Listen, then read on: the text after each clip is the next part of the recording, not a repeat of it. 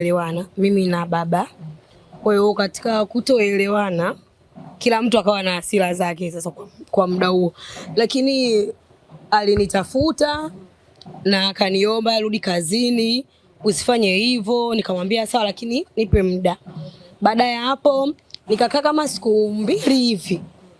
Nikatumiwa karatasi notes yani ya kurudi kazini nimegawa siku 5 na nisiporudi kwamba mahakama itaniita kwa sababu ya mkataba. Nikajaribu kumtafuta nikaongea naye nikamwambia mimi nishaona kwamba umeua story.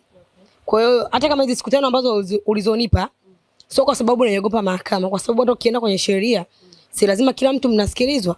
Haki itapotokea lazima mimi nitalipa fidia zake ambazo alikuwa anaziomba. Na kama ikitokea yeye nimeshinda mimi lazima na mimi nitalipa fidia zangu. Lakini kiungwana kila mtu anatakiwa mpe muda mwenzio kufikiria vizuri na kurudi kazini kwa sababu tulifikishana sehemu mbaya.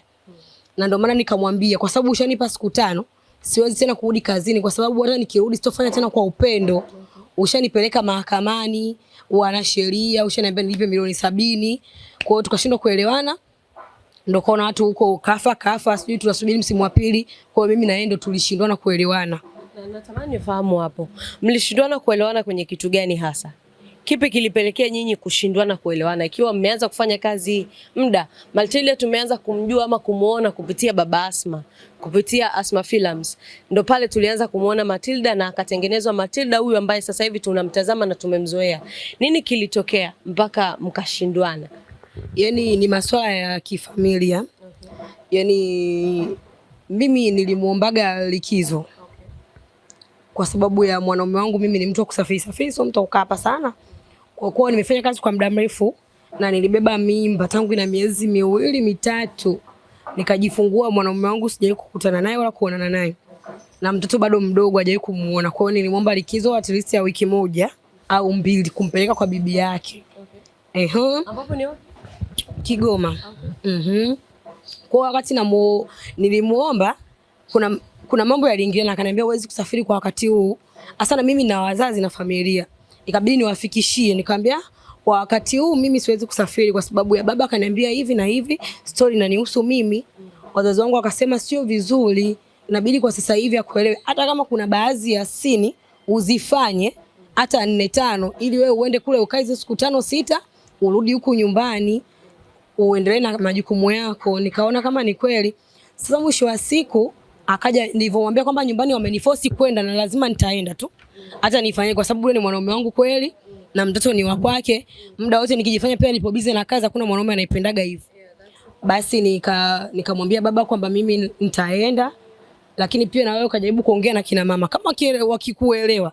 Mimi nitabaki nitafanya kazi kwa sababu mimi sina familia na lazima kuna muda ni mtoto niwasikilize. Kweli akaja nyumbani, alipokuja nyumbani mimi nilikopo sipo. Akaongea maneno ambayo aliteleza.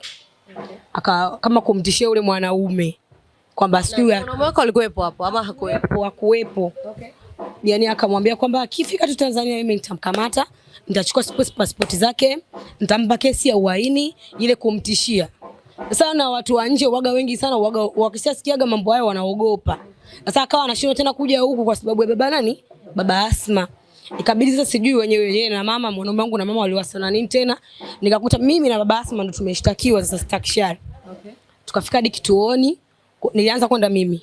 Nilivyoenda yani mwanaume wako alikushtaki wewe? Mimi na Baba Asma tuliripotiwa yani kwamba vitisho vya kumtishia mtu.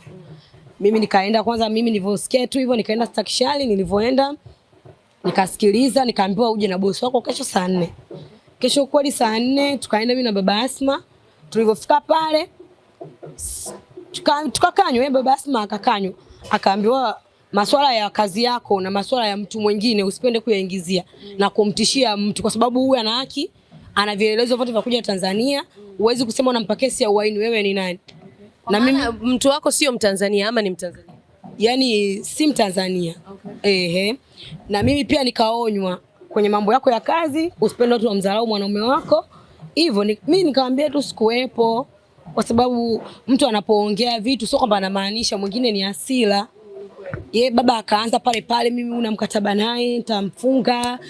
Nikamwambia baba haya mambo ya mkataba tusiyazungumzie hapa tukayazungumzia nyumbani. Haya mambo hawa hayawahusu hata kidogo. Mimi na wewe ndo tuongee, na tumekuja hapa mimi na wewe ndo washtakiwa. Hawezi kutusaidia chochote. Sijui anilipe milioni 70, anipe milioni 30. Hapo hapo kwa polisi bado. Mbele ya polisi. Mpaka polisi wenyewe wakachukua ile mjadala. Wakachukua zile karatasi za mkataba. Hebu leta mkataba mnauzungumzia. Mbona mnabishana tupigie makelele?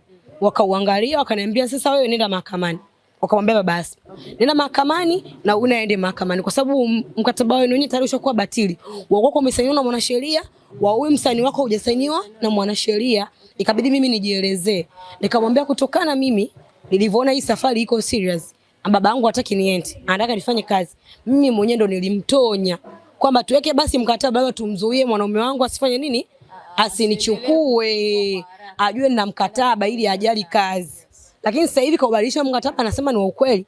Sawa aende mahakamani. Maana huo mkataba ulisainiwa ukiwa mkataba sio halali. Yaani mlizungumza kwamba pia yeye kwamba baba nigee mkataba ambao wa uongo tuusaini tu, tukaenda stationery tukausaini ili unisaidie mimi na umsaidie na yeye, mali nisiondoke kazini, niendelee kufanya kazi yake kwamba najali.